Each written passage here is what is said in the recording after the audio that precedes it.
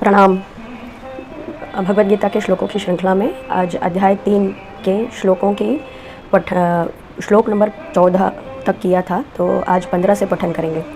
और एक रिकैपिटुलेशन की तरह हम श्लोक नंबर 14 भी पहले पढ़ते हैं। इन श्लोकों में जब अर्जुन ने पूछा था कि कर्म करना क्यों आवश्यक है, तो कर्म के महत्व को समझाने के लिए भगवान ने इस प्रयास द्वारा, इन श्लोकों द्वारा भगवान ने हमें वो ज्ञान दिया है, सूक्ष्म ज्ञान, साइंटिफिक नॉलेज दिया है कि ये सृष्टि किस प्रकार से रची गई है और किस प्रकार से ये मेंटेन होती है, और इसमें हम सभी का रोल किस प्रकार जुड़ता है। तो हम सभी का रोल जो है इसमें इम्पॉर्टेंट है, और वो किस प्रकार से इम्पॉर्टेंट है वो आज हम इस दौरान देखेंगे। और इसीलिए भी बिना कर्म किए जो आलस से या किसी और वजह से रह जाए, वो इतना अप्रिशिएट होता नहीं। तो कर्म करना बहुत ही महत्वपूर्ण है।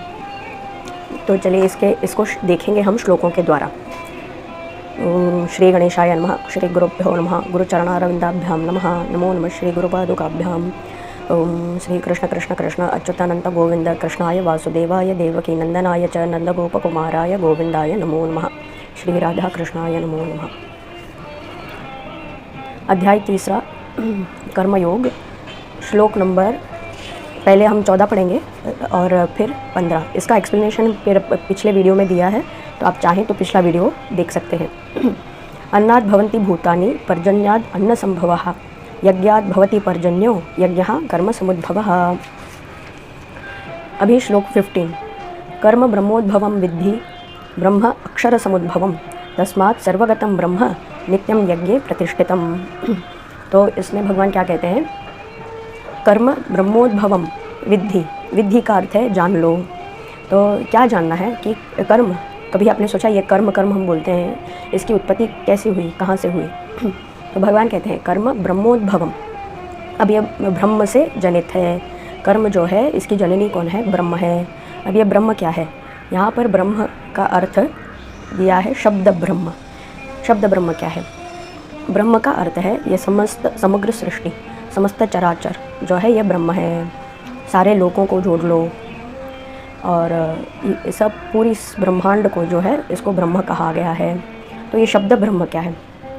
वो जो सोर्स जिसमें से सारे व्यक्त जीवन हमारे समक्ष है, हम उसे देख भी सकते हैं, सुन भी सकते हैं, अनुभव कर पाते हैं।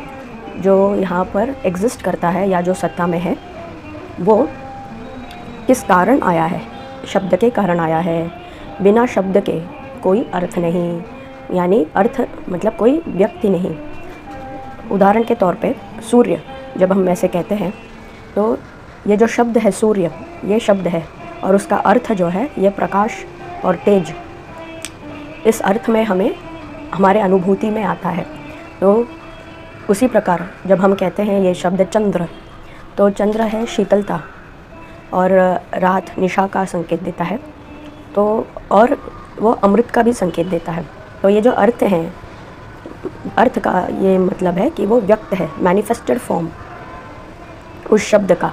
वो जो हम अनुभूति में हमारे अनुभूति में आता है वो है अर्थ, व्यक्त रूप। तो इसके अव्यक्त रूप क्या है? वो है शब्द ब्रह्म। तो ये जो कर्म है ये इस शब्द ब्रह्म से जनित है, शब्दों से जनित है कर्म। तो इनडायरेक्टली भगवान क्या कहते हैं कि ये मेरी ही सृष्टि है। जो कर्म है ये इसकी सृष्टि भी, रचना भी मैंने ही की है। तो कोई ये जान ले कि ये मेरा कर्म है, ये मुझे करना है, ये कितना अनुचित होगा, क्योंकि सभी प्रकार के कर्म जो हैं ये भगवान ने सृष्टि किया है, भगवान से रचित है, और ये इसका फल भी जो है ये भगवान को ही जाता है। तो कर्म ब्रह्मोद्भवम विद्धि ब्रह्म अक्षर समुद्भवम। और ये ब्रह्म कहाँ से जनित है, कहाँ से उत्पन्न हुआ है? अक्षर समुद्भवम। अभी ये अक्षर क्या है? अकारादि शकारांत, अ से लेकर क्ष तक जो 12 कड़ी हम पढ़ते हैं हिंदी में, मराठी में, अन्य भाषाओं में, जो लिपि है, जो अक्षर है, संस्कृत में पढ़ते हैं, तो 51 लेटर्स होते हैं इसमें, वो अक्षर हैं। और उन्हें अक्षर, ये शब्द नाम कैसे पड़ा? क्योंकि वो अमिट हैं, वो मिटते नहीं कभी। तो हम ये पेपर में ऐसे डिनोट करके लिखते हैं, अ आ ई, ऐसे शकारांत। पर ये एग्जिस्ट कहाँ करता है? एग्जिस्ट करता है ये ब्रह्मांड में। तो ब्रह्म अक्षर समुद्भवम, ये जो ब्रह्म है, शब्द ब्रह्म है, ये सारे शब्दों का जो जगत है ये अक्षरों से आया है। अक्षर समुद्भवम, कभी न मिटने वाला जो है, कभी क्षय जिसकी नहीं होती, वो है अक्षर। तस्मात् सर्वगतम ब्रह्म, और इसीलिए ये जो ब्रह्म है सर्वगतम है। सर्वगतम यानी कि हर जगह में इसकी व्याप्ति है, ये जो है परवेसिव, ऑल परवेसिवनेस। तस्मात् सर्वगतम ब्रह्म नित्यम नित्यम यज्ञे प्रतिष्ठितम। नित्यम, नित्य ही, हर दिन, हर क्षण, हर पल, यज्ञ प्रतिष्ठितम, यज्ञ में प्रतिष्ठित है। कैसे यज्ञ में प्रतिष्ठित है? और ये यज्ञ क्या है? जब हम यजन करते हैं, आहुति देते हैं, तो वो कहाँ देते हैं? अग्नि में देते हैं। तो अग्नि क्या करती है? उसका रूपांतर कर लेती है। जिस रूप में हम डालते हैं उस रूप में वो नहीं रहता, उसका रूप बदल जाता है। रूप बदलने से क्या होता है? वो उसके एलिमेंटल फॉर्म में या मूल रूप में, अणु रूप जो है उसमें आ जाता है, और ये अणु रूप में जा कर के फिर जगत में चला जाता है। और आप अभी देख भी रहे होंगे पिक्चर में, ये वाटर साइकिल जो है स्कूल्स में पढ़ाए तो जाते ही हैं कि जो समुद्र से उठती है भाप, वो जो है क्लाउड्स बन जाते हैं और फिर सूर्य की उष्णता से फिर से वर्षा के रूप में धरती पर आते हैं। भूमि के नीचे जो है वो समाहित होकर के फिर सारे प्राणी यानी वृक्ष, पेड़, लता, उनको उनके मूलों से उन्हें प्राप्त होता है, और सारे पशु प्राणियों को भी नदियों के रूप में प्राप्त होता है। परंतु ये लोग स्कूल में जो पढ़ाया जाता है, उन लोगों को ये ज्ञात नहीं कि ये यज्ञ में प्रतिष्ठित है। जो हम यज्ञ करते हैं उससे वो ट्रांसफॉर्म होता है, और केवल अग्नि ही नहीं, जो मंत्र का उच्चारण होता है और जो संकल्प शक्ति है मनुष्य की, इन तीनों के मेल से ये रूपांतर होता है। फिज़िकल फॉर्म चेंज होता है, सटल फॉर्म चेंज होता है, और ये जो है फिर वहीं पर पहुंच जाता है मूलाधार में, जो जहाँ से वो आया है, सोर्स से आया है। तो तस्मात् सर्वगतम ब्रह्म नित्यम यज्ञ प्रतिष्ठितम, इसीलिए जो है हमें नित्य निरंतर यज्ञ करना चाहिए। अभी श्लोक नंबर 16। एवं प्रवर्तितं चक्रम न अनुवर्तयति यः अघायुरिन्द्रियारामो मोघम पार्थ सजीवति। एवं, इस प्रकार से, प्रवर्तितम चक्र, इस प्रकार से जो चक्र प्रवर्तित है, या जो ये जो ट्रांसफॉर्मेशन का, ट्रांसफ़र ऑफ एनर्जी का जो साइकिल है, चक्र है, न अनुवर्तयति यः, जो उसको फॉलो नहीं करता, जो इसे अबाइड नहीं करता, जो इसको मानता नहीं और जो इसका अनुसरण नहीं करता, यह जो नहीं करता, अघायुर इंद्रियारामो, अघायु मतलब बिना किसी पर्पस के, फ्रूटलेस आयु, उसका वो जो जीता है उसकी आयु जो है वो व्यर्थ जाती है।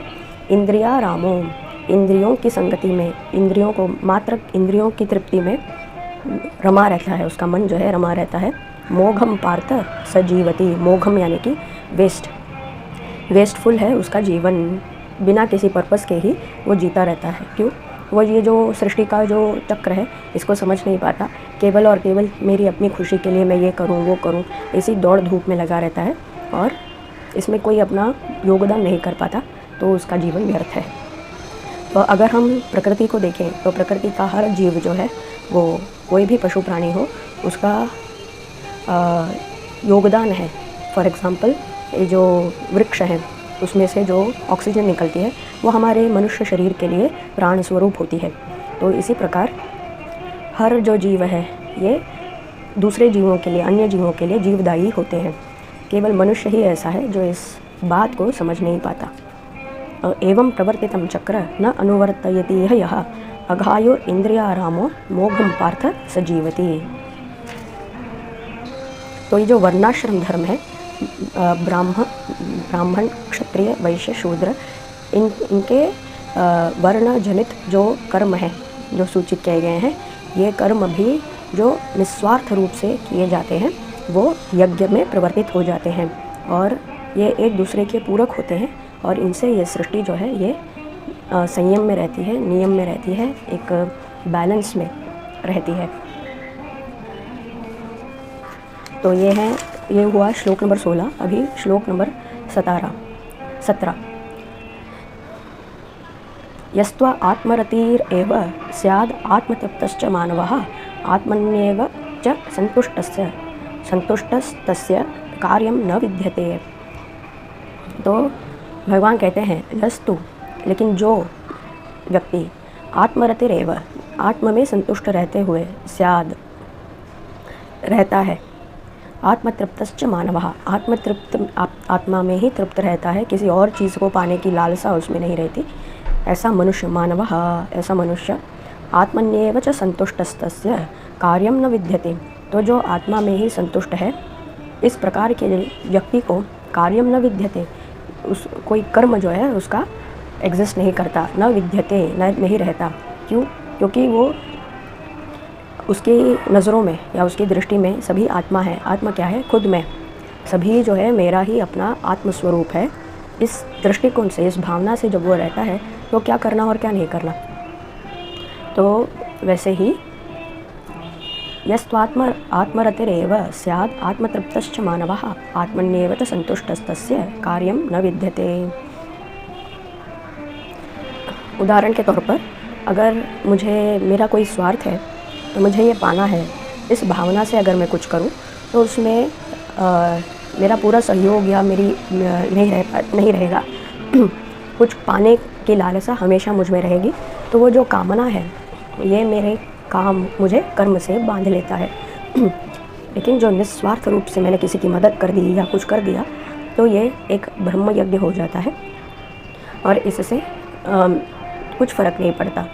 मुझे मेरे मन में, चिंतन में कोई इम्प्रिंट्स नहीं होते, मेरे मन में कोई इम्प्रेशंस नहीं जागते, और मेरा जो है, मैं उस काम से केवल इसीलिए करता हूँ या करती हूँ कि ये किसी के लिए भला हो जाए। इसमें मेरा कोई लेना देना नहीं।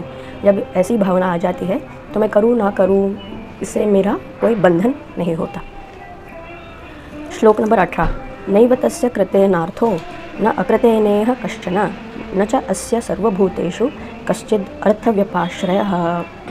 तो नैव तस्य कृतेनार्थो, तो नैव नहीं रहता, तस्य उस व्यक्ति को, कृतेनार्थो तो ये करना चाहिए, ऐसा कोई बंधन जो है, इस व्यक्ति जो आत्मा में लीन है, अपने ही आत्मा में खुश है, संतुष्ट है, ऐसे व्यक्ति को नैव तस्य कृतेनार्थो, कुछ करने जैसा रह नहीं जाता, न अकृतेनेह कश्चन, और नहीं करने जैसा भी कुछ नहीं रह जाता। तो करूँ ना करूँ, ऐसा कुछ प्रायोरिटी या प्रेफरेंस नहीं रह जाती। न च अस्य सर्वभूतेषु सभी जीव जंतु में कश्चित किसी जंतु के लिए भी अर्थ व्यपाश्रयः, इस अर्थ के लिए मैं इसका आश्रय करूं, ऐसा कोई बंधन, नियम या इच्छा रह नहीं जाती।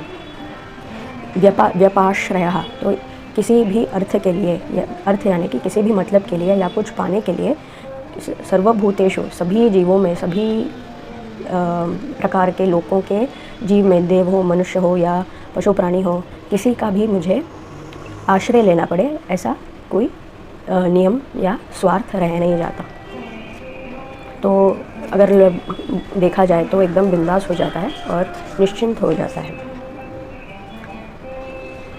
तो आज हुए श्लोक 15, 16, 17 और 18।